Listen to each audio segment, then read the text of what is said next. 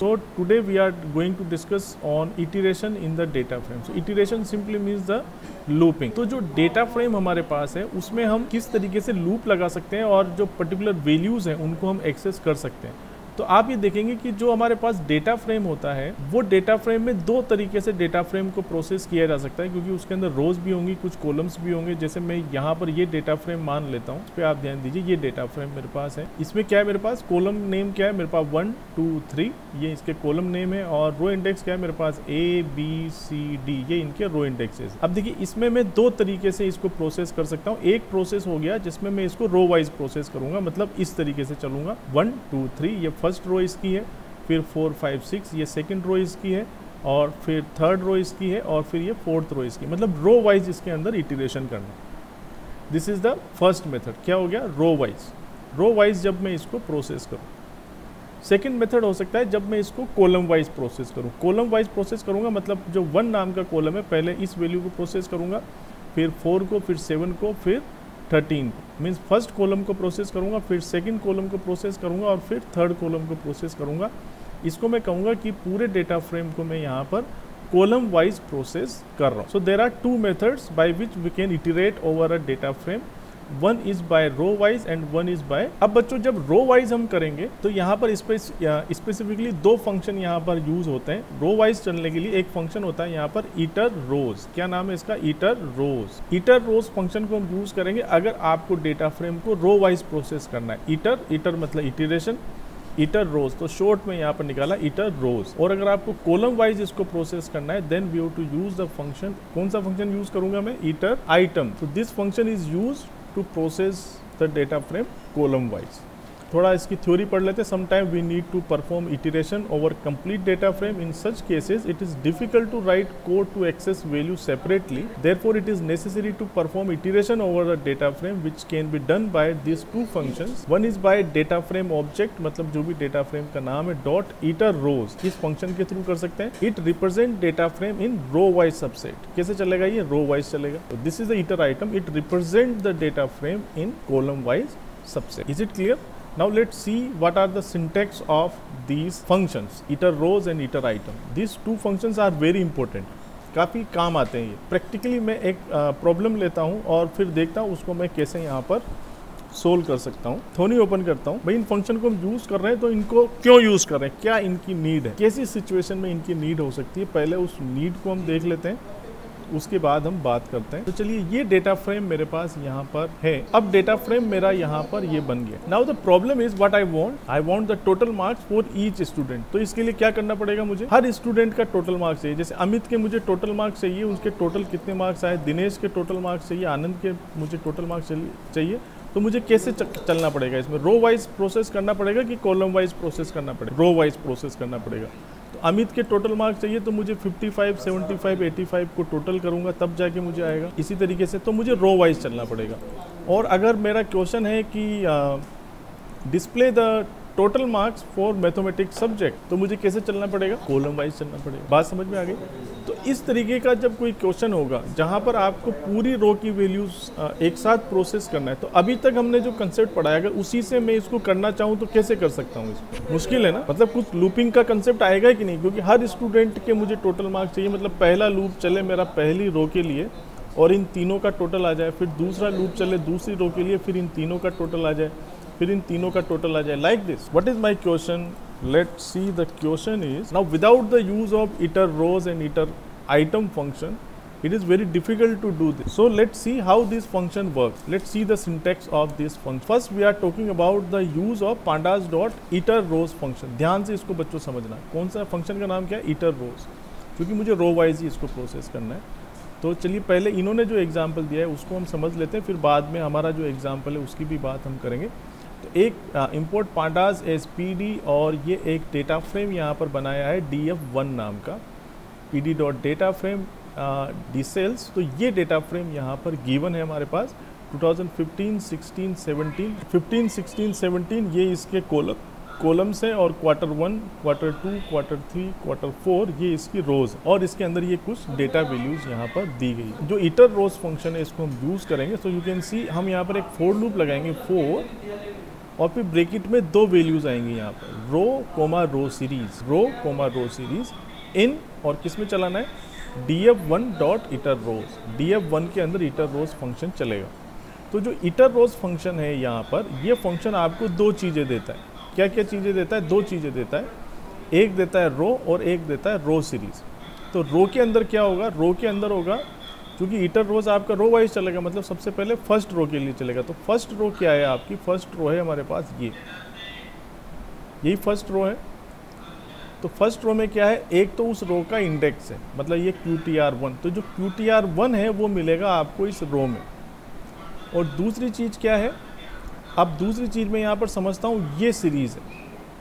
दूसरी चीज़ क्या है यहाँ पर, ये पूरी सीरीज़ है जिसके आइटम ये हैं और उसके इंडेक्स ये हैं। अब इसको एज अ सीरीज़ ट्रीट करना है। देखो दिमाग को आपको दौड़ाना पड़ेगा, कैसे ट्रीट करना है, एज अ सीरीज़ ट्रीट करना है। मतलब ये एक सीरीज़ को रिटर्न करेगा जिस सीरीज़ का नाम क्या है, QTR1 है, और उस सीरीज़ के अंदर ये 3 आइटम है और उनके रो इंडेक्स ये, तो ये सीरीज़ को रिटर्न करेगा। तो जब मैं रो को प्रिंट करूँगा और कंटेनिंग, और फिर देखिए ये मुझे जो सीरीज़ मिल रही है, ये जो रो सीरीज़ है, ये मेरे पास सीरीज़ मिल रही है, तो इसमें फर्दर मैं यहाँ पर लूप को यूज़ कर सकता हूँ। और इस सीरीज़ के अंदर जब आप लूप लगाएंगे तो ये इसके आइटम वाइज चलेगा और आपको हर एक आइटम यहाँ पर प्रिंट होगा।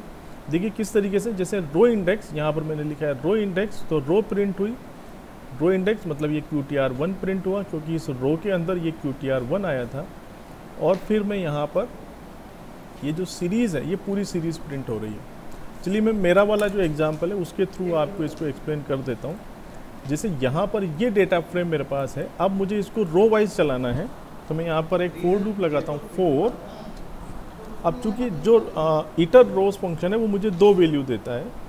एक मुझे देता है, समझ में आ गई बात, क्या क्या देगा, जैसे ये फर्स्ट रो इसकी है, तो इस रो का जो नाम है ये रिटर्न करेगा और फिर ये पूरी रो मुझे देगा। लेकिन रो के साथ साथ 101 अमित 55 75 85 के साथ साथ इनके इंडेक्स भी देगा, roll number, name, math, science और हिंदी, और ये पूरी एक एज ए सीरीज़ देगा।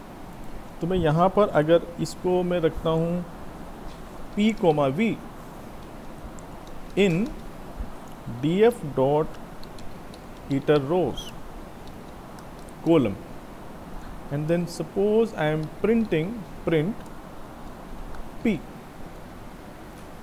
तो क्या होगा, P के अंदर क्या मिलेगा मुझे, हाँ ABCDE। तो जब ये पहली बार लूप चलेगा तो P के अंदर क्या आएगा, A आएगा। जब दोबारा लूप चलेगा तो P के अंदर B आएगा, फिर C आएगा, फिर D आएगा, फिर E आएगा। और V के अंदर क्या आएगा, अगर मैं V को प्रिंट करूं, प्रिंट V, तो V के अंदर सबसे पहले क्या आएगा, पहली सीरीज़ आएगी जिसके डेटा एलिमेंट ये होंगे, 101 अमित 55 75 85 और उनके इंडेक्स ये होंगे।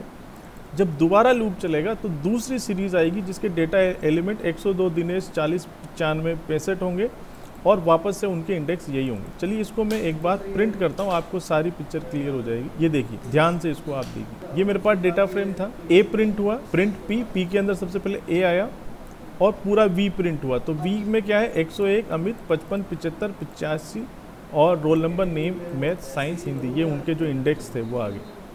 और ये देखिए एक तरीके से ये पूरी जो है ये क्या है, एक सीरीज़ है।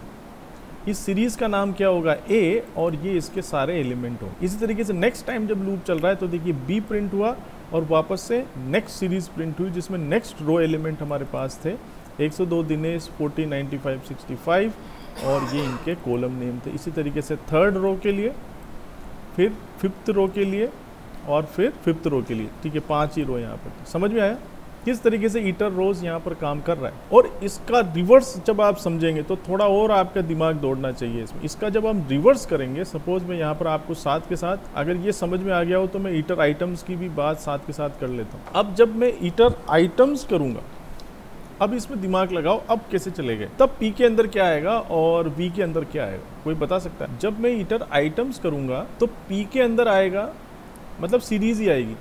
वो पहली जो सीरीज़ आएगी उसका नाम क्या होगा, रोल नंबर होगा। सीरीज़ का नाम क्या होगा, रोल नंबर। और इस सीरीज़ के जो एलिमेंट होंगे वो क्या होंगे, ये होंगे। कि जो एलिमेंट होंगे वो क्या होंगे, ये होंगे। मतलब A B C D E, और ये 101 102 103 104 और 105, ये पहली सीरीज़ आएगी रोल नंबर नाम की। फिर एक और सीरीज़ आएगी जिसका नाम क्या होगा, नेम होगा, जिसके अंदर क्या होंगे, अमित, दिनेश, आनंद, इस तरीके से, और इनके इंडेक्स वापस क्या हो जाएंगे, ABCDE। इस तरीके से 5 सीरीज आपको मिलेगी। पहली का नाम, रोल नंबर, दूसरे का नेम, फिर मैथ, फिर साइंस और फिर हिंदी। और जब आप रो वाइज चल रहे थे तो आपको जो सीरीज़ मिल रही थी, पहली सीरीज़ मिल रही थी A नाम की, फिर B नाम की, फिर C नाम की, फिर D नाम की, फिर E नाम। तो अगर मैं यहाँ पर ईटर आइटम्स को प्रिंट करवाता हूँ तो आप देखेंगे, ये देखिए ईटर आइटम्स प्रिंट हुआ है।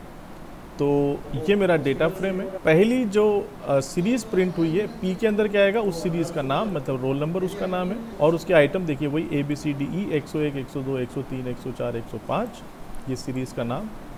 दूसरी जो सीरीज़ आएगी वो आएगी नेम नाम की, फिर अमित, दिनेश, आनंद, सम्यक, जतिन, ABCDE उसके इंडेक्स हैं। फिर तीसरी सीरीज़ आएगी मैथ नाम की, जिसमें मैथ के मार्क्स और ABCD इंडेक्स सबके वही रहेंगे, ABCDE, और इस तरीके से 5 टोटल सीरीज़ आपको यहाँ पर मिल जाएगी। अब यहाँ पर लॉजिक ये है कि जो V है, यहाँ पर P तो क्या है मेरे पास, उस सीरीज़ का केवल नाम है। P तो क्या है, उस सीरीज़ का नाम है। चलो मैं यहाँ पर रो वाइज चल लेता हूँ, रोज, ईटर रोज। तो P तो मेरे पास उस सीरीज़ का नाम है। अगर मैं ईटर रोज टाइप इसमें चल रहा हूँ तो ईटर रोज में पहली जो सीरीज़ है वो मुझे मिल रही है A नाम की, और मुझे फिर ये पूरी रो मिली है। तो अब इस सीरीज़ के अंदर भी मैं लूप लगा सकता हूँ हर एक आइटम के लिए। अगर किसी सीरीज़ के अंदर अगर आप लूप लगाते हैं तो वो आइटम बाय आइटम चलता है। जैसे यहाँ पर ये जो किया हुआ है इन्होंने, इस पे फोकस करना।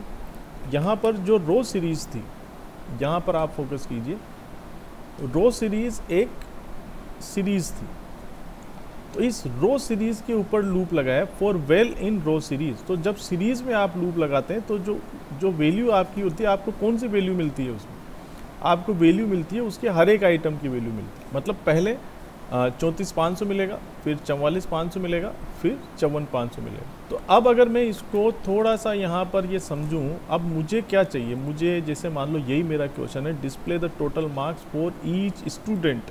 हर स्टूडेंट के मुझे टोटल मार्क्स यहाँ पर चाहिए।